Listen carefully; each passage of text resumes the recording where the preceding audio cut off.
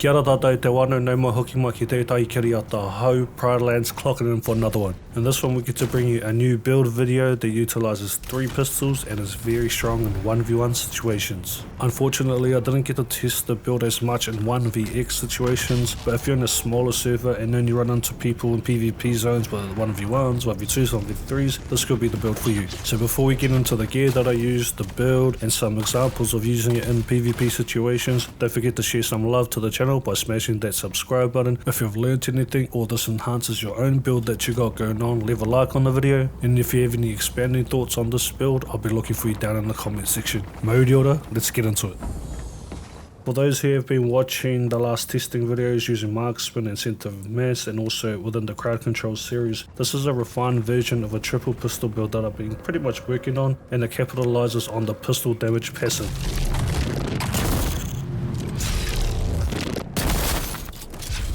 This build is built for high damage at the cost of a low fire rate. After our last testing we decided to go with center of mass and marksman for 2 of the techniques. We got Regis Disrupt the pistol to pop shield, we have the gravity mine ability to help with that, and we have 2 seed pistols which has bonus headshot damage, but it also has enhanced accuracy on it as well.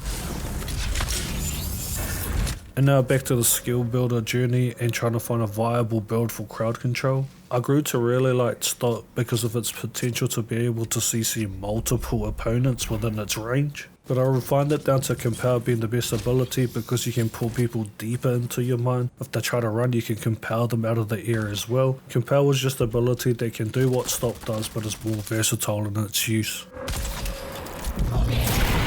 Litany Against Fear is actually our first slot ability in the build, but I was playing around with different ones at this time, and I wish I really had it in here because I wanted to compete with that shotgun at close range with the Seethe. You'll want to counter shoot on this build a lot, and we want Litany Against Fear for its armor multiplier to help mitigate damage while shooting with shield down. I managed to get 1 headshot here, and I wonder if I got 1 more, would it have dropped him?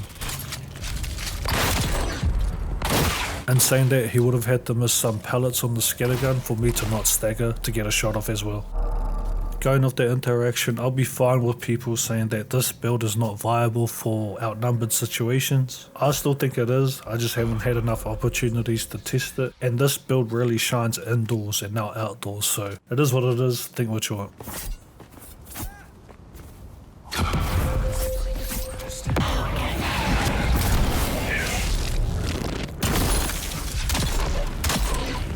In my opinion, it's how you set up your mine. I got the dash out of his light melee attacks and dropped my mine straight away, and he got pulled in. And to be honest, now that they were separated and I can hit them individually, I can delete them quicker.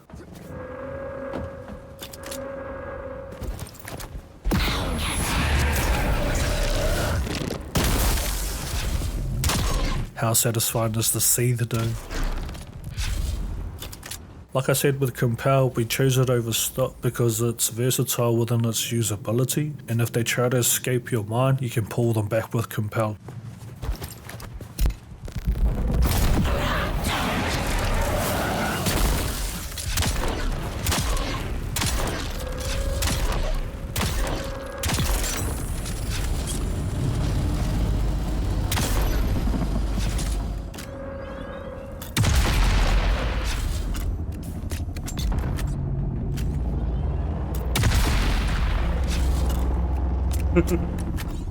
I thought I'll go through the gear and weapons that I use for this build because there are a few people that ask. If you want me to go into more in-depth of why I choose some of the items and gear and weapons in this build, or in any other type of build, let me know in the comment section below, and in the future videos I'll go into it a little bit more. But for the purpose of just doing a build video, making it as quick as I can, we'll just go through it. Okay, so for our melee weapon, we got the Helix pick. It's just Old Faithful.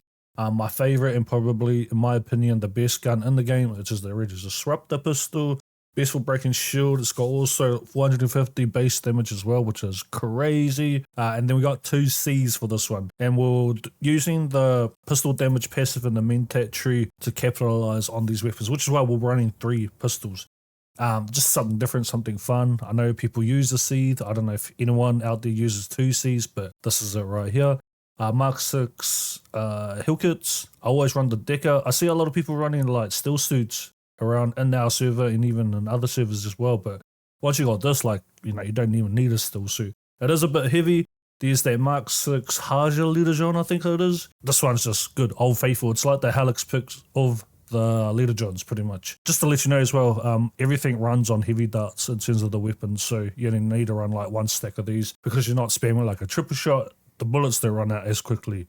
Okay, for the armor, we got Executor's Helmet. We got concussion mitigation on this. We also got power harness for that maximum power pool. I still run X-Core leggings mainly because, yes, with the stamina update in the last big patch, the stamina is nice. It's regenerating really nice, and as it should have been from the start maybe, but for some reason, I just think X-Core leggings still helps in the situation when you're running full heavies. Then we got Circuit Gauntlets, and this runs hand in hand or synergizes with conservation of energy. I did run Executor boots as well, but I found myself, even in like the PvE clearing stations, that I dash quite a bit. Especially when the rushes run up to you and just straight suspensor blast you back to back to back, and there's like 4 or 5 of them. I found myself having to dash quite a bit, so I switched back to the pincushion boots because it's light armor, minus 3% on the dash cost, but you can run Executor boots on here as well. It is a little bit better than Bushwalk because it's only like 5% dash cost. Bulwark's a little bit more. But Executor also has that concussive mitigation, and I was just kind of expecting more, not rocket spans, but people still using like the Rocket Man builds with the explosive grenade and also the Seeker mine or Seeker drone, whatever it's called, in the Trooper tree. And then we got Adaptive Holtzman shield. If you're not running this, you're just kind of giving yourself a disadvantage. Whatever you can use, but Adaptive is pretty good. Full suspensor belt, and also you can either use Mark 6 Sparky or just the normal Mark 6 power pack as well. I run both. I don't really notice too much differences on it, but that's the weapons and gear that I use on this. After getting my get back on that group, there's no real satisfaction for myself to keep killing over and over for no real return. Funnily enough, I switched out Litany against Fair for Shigwire just in case they group back on me and I can have a bit more escapability. But when he came back, he had switched out an ability as well, and Shigwire came a clutch for something else.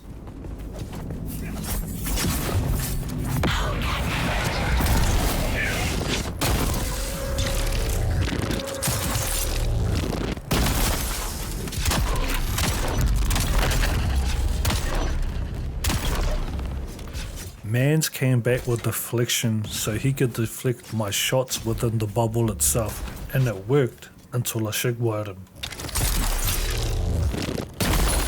When I seen that, I knew he was trying different things, so I was like, shit, let me get in on this testing, baby. Now knowing that he's got deflection, I wanted to try if he could do it within the tractor field as well.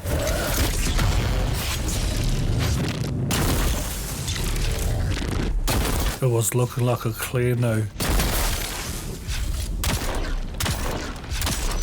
After they completely busted the melee combat within Dune Awakening, I can tell people are really missing it and even trying to find viable builds to continue it within PvP and PvE. Even for myself who enjoys range builds, and I really like that because it was so much challenging and difficult to fight against melee combat builders. Weirdly enough, I'm just going to respec into a melee build just cause it's going to be challenging and harder to go up against the meta, and that's what I find fun in this game.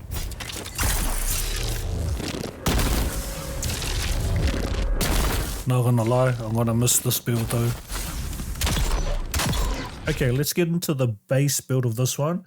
If you look in the top right here, the required level is only 167 of 200. So this is basically the base build of what you need. And if you got the extra points and your higher level, you can add the bells and whistles on top of it to your liking. So we got 1 on the range damage here. We don't really care too much about range damage because it doesn't really... Well, I haven't noticed that it affects the pistols, in my opinion. Someone can clarify that in the comments for us. We got 3 on Center of Mass here.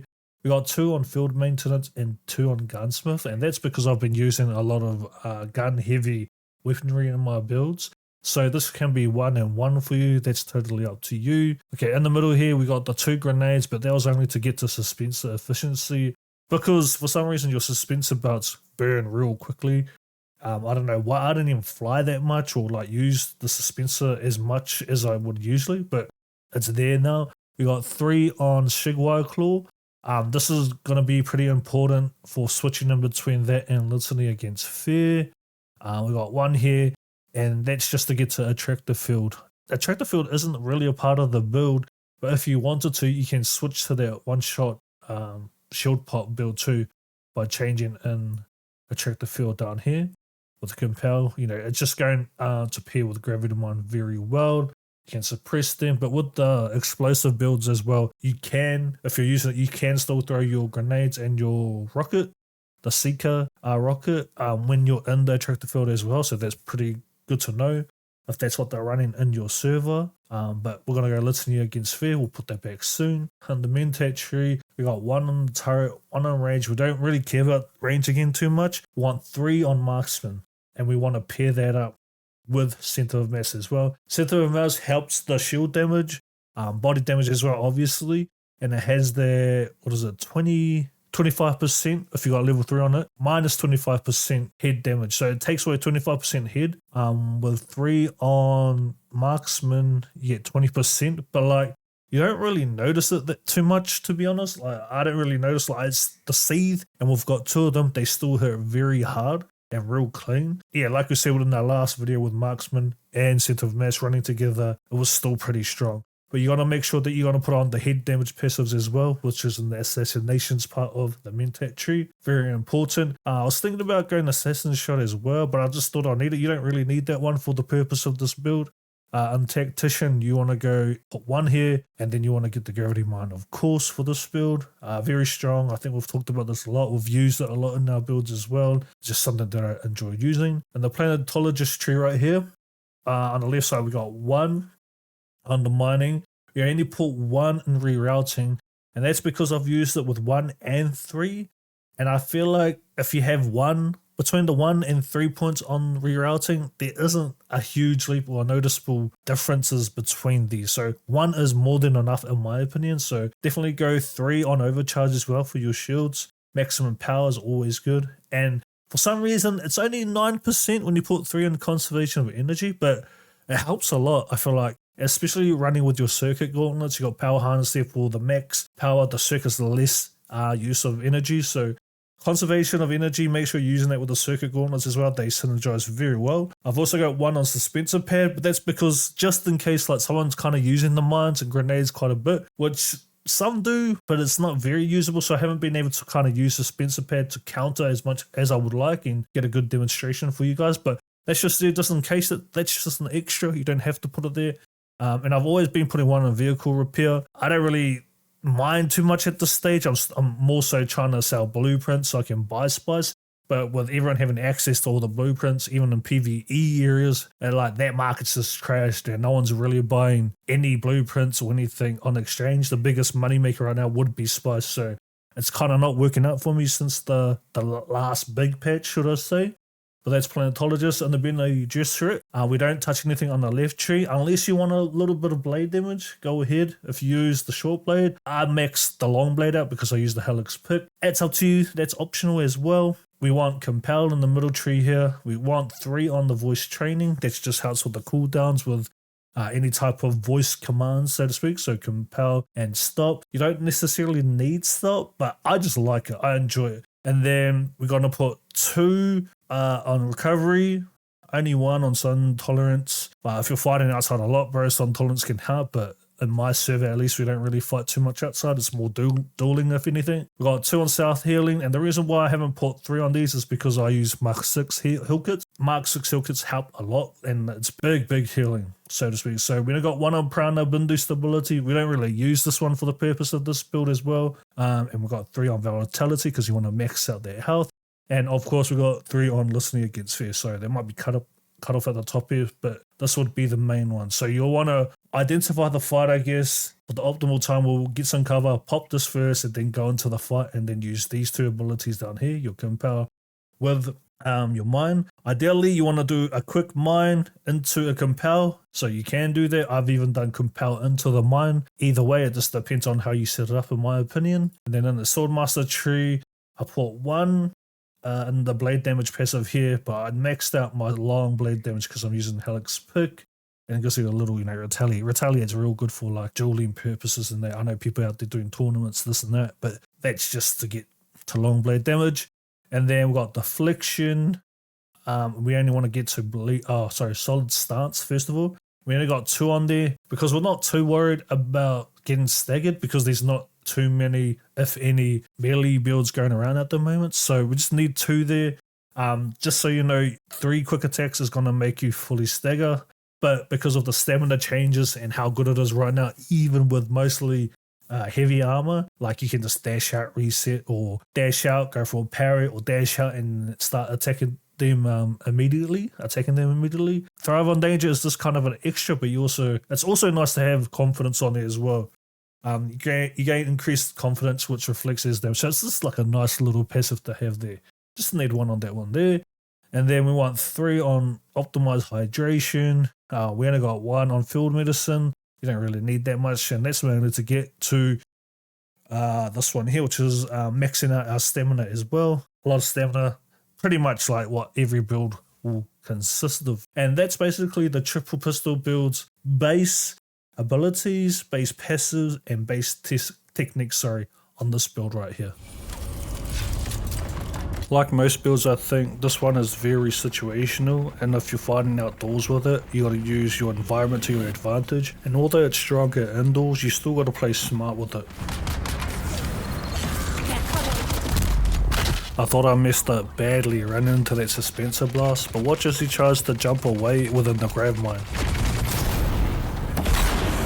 I think he would have taken some good fall damage by trying to jump out of the mine, and this is why he was one shot. In these following clips, to be honest, I was just flying around looking for PvP. I have so many BPs that I don't even want to clear a station anymore.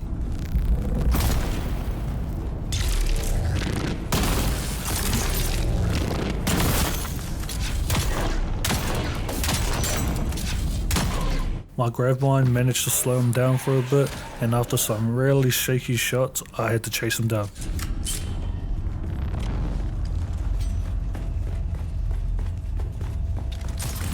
I look at my kit as he's running away, and to be honest, the only thing I had to slow him down is Compel.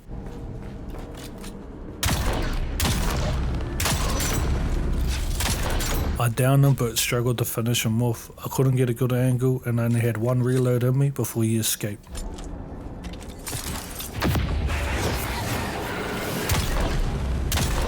Over time using this build, I found that using precision and good timing on your shots with the sieves really benefits you. After searching the DD for a couple of hours, I'm just checking station after station, wreck after wreck, and I finally run into a group.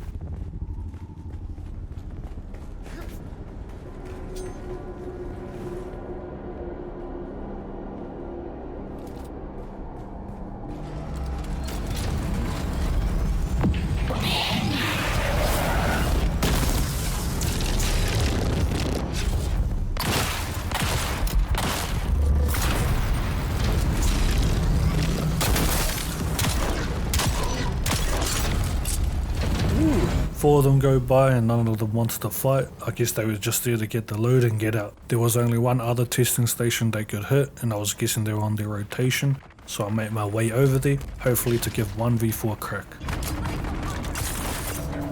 As they cleared the station, another crew rolls in. They didn't attack me, but I wanted to attack the guys that were about to come out, and as they came out, the other crew didn't attack them, so I got very confused as to what was happening.